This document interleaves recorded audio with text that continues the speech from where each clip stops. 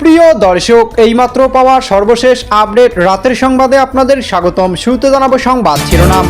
শুরুতে জানিয়ে দেব জাতিসংঘে ও আমেরিকার কড়া বার্তা। অন্তর্বর্তী সরকার ইউনূসকে ভোট বয়কটে আওয়ামী লীগের সঙ্গে গোটা বিশ্ব। এদিকে আসন্ন নির্বাচনের আগেই পরিস্থিতি পাল্টাচ্ছে। আওয়ামী লীগের নিষেধাজ্ঞার বিরুদ্ধে গর্জে উঠলেন তারেক রহমান। ত্রয়োদশ জাতীয় সংসদ নির্বাচন, দাড়িপাল্লার পক্ষে জনস্রোত দেখে প্রতিপক্ষ ভয় পেয়েছে বললেন ডক্টর খালিদুজ্জামান। জানিয়ে দেব রাজধানী মোহাম্মদপুরে যুবলীগ নেতার বাড়ি থেকে গ্রেনেড ককটেল উদ্ধার, 3 নারী গ্রেফতার। থাকছে বিস্তারিত।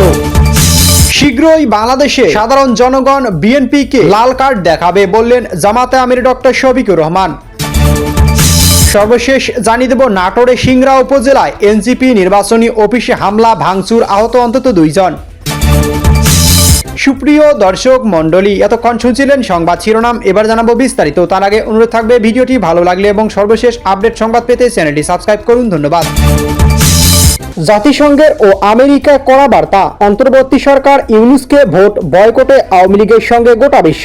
আমেরিকা ঠিক করে দিয়েছে কারা ক্ষমতায় আসছে, নয়তো তারা বুঝে গেছে এই নির্বাচনকে তারা বৈধতা দিতে গেলে তাদের ভাবমূর্তি খারাপ হবে। মানুষ বুথে বুথে গিয়ে ভোট তো দেবে, কিন্তু সরকার গড়বে তারাই যাদের ইউনূস সাহেব ঠিক করে দিয়েছেন। কিন্তু কাদের তিনি ঠিক করে দিয়েছেন বা আমেরিকা কাকে চাইছে এটা স্পষ্ট নয়। লন্ডন গিয়ে তারেক জিয়ার সঙ্গে ইউনূসের বৈঠক করাটাকে ভালো চোখে দেখেনি ছাত্র নেতারা। তারা ধরেই নিয়েছিল যে ইউনূস সাহেব লন্ডনে গিয়ে সেজদা দিয়ে এসেছেন, তিনি রাষ্ট্রপতি হওয়ার শর্তে বিএনপিকে ক্ষমতায় আনছেন। কিন্তু ভোট যত এগিয়ে আসছে মনে হচ্ছে তিনি জামাতের দিকে ঝুঁকে আছেন। যেভাবে জামাতকে কলঙ্কহীনভাবে প্রচার করতে দেওয়া হচ্ছে, মনে হচ্ছে তারা স্বাধীনতা যুদ্ধ করে দেশ স্বাধীন করছে। তারা এখন নিজেদেরকে মহান ও উদার করে তৈরি করতে শুরু করছে। একজন নারী প্রার্থী না থাকা সত্ত্বেও তারা নারীদের ক্ষমতা ও স্বার্থ সম্মান রক্ষায় জোর দিচ্ছেন এবং প্রস্তুত হচ্ছেন। জাতিসংঘ এই নির্বাচনে কোনো পর্যবেক্ষক পাঠাবে কিনা প্রশ্নের জবাবে মহাসচিবের মুখপাত্র দুজারিক বলেন, না, সাধারণ পরিষদ বা নিরাপত্তা পরিষদের ম্যান্ডেট ছাড়া জাতিসংঘে নিজ থেকে কোনো পর্যবেক্ষক পাঠায় না। এদিকে পরিস্থিতি পাল্টাচ্ছে। আওয়ামী লীগের নিষেধাজ্ঞার বিরুদ্ধে গর্জে উঠল তারেক রহমান। রাজনীতি হবে, ভোট হবে, ভোটের প্রচার হবে, অথচ কাদা ছড়াছড়ি হবে না, সেটা হতেই পারে না। আগে একটা দেখা যেত তৃতীয় বিশ্বের দেশগুলিতে, এখন ভোটের প্রচারে ব্যক্তিগত আক্রমণ থেকে বাদ যাচ্ছে না ইউরোপীয় দেশগুলিও। প্রতিবেদনের বিষয় বাংলাদেশ, তাই বাংলাদেশকে কেন্দ্র করে আলোচনা করা যেতে পারে। এই প্রতিবেদনের বিষয় তারেক রহমানের ঘরোয়া আপসি। প্রথমত, তারেক রহমানের দেশে ফেরার কথা ছিল তার মা যখন মৃত্যুসজ্জায়। সেই সময় তিনি সামাজিক যোগাযোগ মাধ্যমে বেশ আবেগমাখা বক্তব্য পেশ করেছিলেন। সেই বক্তব্য শুনে অনেকেই নিশ্চিত ছিলেন যে জিয়া পুত্র সব বাধাকে অস্বীকার করে বাংলাদেশে ফিরছেন। এদিকে তারেকের সিদ্ধান্ত বদল করেন। তার এই 180 ডিগ্রি ঘুরে যাওয়ার কারণ মূলত ছিল সেনাকে নিয়ে। তারেক জিয়ার সঙ্গে বাংলাদেশের সেনা সম্পর্ক এক সময় কেমন ছিল সেটা বাংলাদেশের রাজনীতির সঙ্গে যারা পরিচিত তারা জানে। সে সময়ের কথা বলা হচ্ছে। সেই সময় নিশ্চিত ছিলেন তারেক রহমান দেশে ফিরলে তার অবস্থা যে শোষণীয় হয়ে উঠত, সে ব্যাপারে তিনি যেমন নিশ্চিত ছিল তার দল। এদিকে প্রধান ভারতের সঙ্গে 3টি শর্তে চুক্তি করেছেন তারেক রহমান। প্রথমত, ফেসিবাদে যুক্ত ছিল যারা তাদের পুনর্বাসন করতে হবে। দ্বিতীয়ত, বাংলাদেশের আত্মরক্ষার জন্য অস্ত্র কিনতে হলে ভারতের অনুমতি নিতে হবে এবং ভারতের অনুমতি ছাড়া কোনো অস্ত্র কেনা যাবে না। এদেশে ইসলামপন্থী দলগুলো দমন করতে হবে। এই খবরের প্রতিবাদ করেনি বিএনপি। ভারত থেকে ফোন আনন্দবাজার পত্রিকায় তাকে জিজ্ঞেস করে, আপনারা কি হিন্দুদের জায়গা দখল করেছেন? জবাবে তিনি বলেন, এদেশে হিন্দু অনেক জায়গা বেদখল হলেও উপস্থিত নেতাকর্মীদের উদ্দেশ্যে বলেন, ভারত যাদের বন্ধু ভাবে তারাই হিন্দুদের সম্পদ লুট করে। এদিকে দাড়িপাল্লার পক্ষে জনস্রোত দেখে প্রতিপক্ষ ভয় পেয়েছে বললেন ডক্টর খালিদুজ্জামান। ত্রয়োদশ জাতীয় সংসদ নির্বাচন ঘিরে দাড়িপাল্লার পক্ষে জনস্রোত দেখে প্রতিপক্ষ ভয় পেয়েছে বলে মনে করেন ঢাকা 17 আসনে জামাতে ইসলামের এমপি প্রার্থী ডক্টর এস.এম. খালিদুজ্জামান। এদিকে আজ ঢাকায় ক্যান্টনমেন্ট এলাকায় মানিকদি নামাপাড়ায় জনসংযোগকালে তিনি কথা বলেন।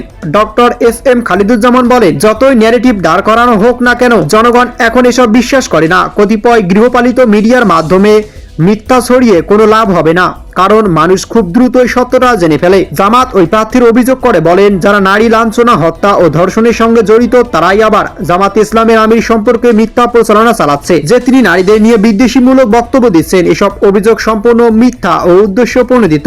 তিনি আরো বলেন, দাড়িপাল্লার পক্ষে জনস্রোত দেখে প্রতিপক্ষ মূলত ভয় পেয়েছে। সেই ভয় থেকেই তারা নানা ধরনের প্রোপাগান্ডা আশ্রয় নিচ্ছে। সব অপপ্রচার ভোটের মাঠে কোনো প্রভাব ফেলবে না। জনগণ সবকিছুই বুঝে গেছে এবং আসন্ন নির্বাচন বিপুল ভোটে দাড়িপাল্লাকে বিজয়ী করবে বলে আশা প্রকাশ করেন ডক্টর এস.এম. খালিদুজ্জামান।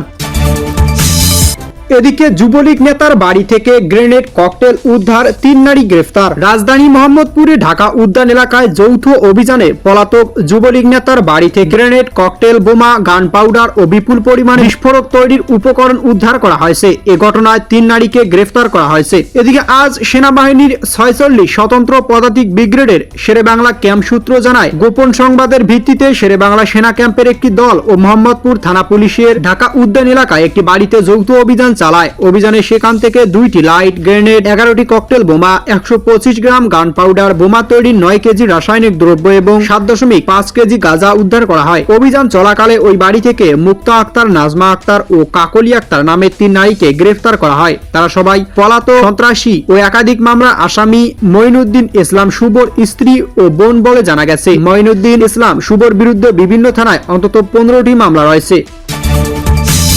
বিএনপিকে জনগণ লাল কার্ড দেখাবে বললেন জামাতে আমির ডক্টর শফিকুর রহমান। বাংলাদেশ জামাতে ইসলামে আমির ডক্টর শফিকুর রহমান বলেছেন, বিএনপিকে জনগণ লাল কার্ড দেখাবে। 13 ফেব্রুয়ারি থেকে জনগণ নতুন একটি বাংলাদেশ পাবে। এদিকে আজ কক্সবাজার শহরে মুক্তিযোদ্ধা মাঠে কক্সবাজার জেলা জামাত আয়োজিত নির্বাচনী জনসভায় প্রধান অতিথির বক্তব্যে তিনি এসব কথা বলেন। এদিন জামাতে ইসলামের আমির ডক্টর শফিকুর রহমান সমাবেশস্থলে পৌঁছান এবং বক্তব্য রাখেন। এর আগে তিনি মহেশখালীতে জনসভায় প্রধান অতিথির বক্তব্য রাখেন। উভয় সভায় জামাতের আমির ডক্টর শফিকুর রহমান বলেন, রাজার ছেলে রাজা হোক এই মতবাদ আমরা বিশ্বাসী নাই। এদেশের এমপি, মন্ত্রী কিংবা প্রধানমন্ত্রী যেই হোক, অপরাধ করলে তার বিচার নিশ্চিত করতে চাই। তিনি বলেন, 12 তারিখ আমরা নিজে হ্যাঁ ভোট দেব এবং দেশের জনগণকে হ্যাঁ ভোট দিতে উদ্বুদ্ধ করব। দাঁড়িপাল্লায় ভোট দিলে কক্সবাজার আলোকিত হবে। ডক্টর শফিকুর রহমান বলেন, কক্সবাজার একটি সম্ভাবনাময় এলাকা। এখনকার প্রাকৃতিক ও অর্থনৈতিক সম্পদ যথাযথভাবে কাজে লাগাতে পারলে এই অঞ্চল দেশের অন্যতম উন্নয়ন কেন্দ্র পরিণত হতে পারে। সেজন্য ন্যায় ও ইনসাফ ভিত্তিক নেতৃত্ব প্রয়োজন। এদিকে এনসিপি নির্বাচনী অফিসে হামলা, ভাঙচুর ও আহত 2।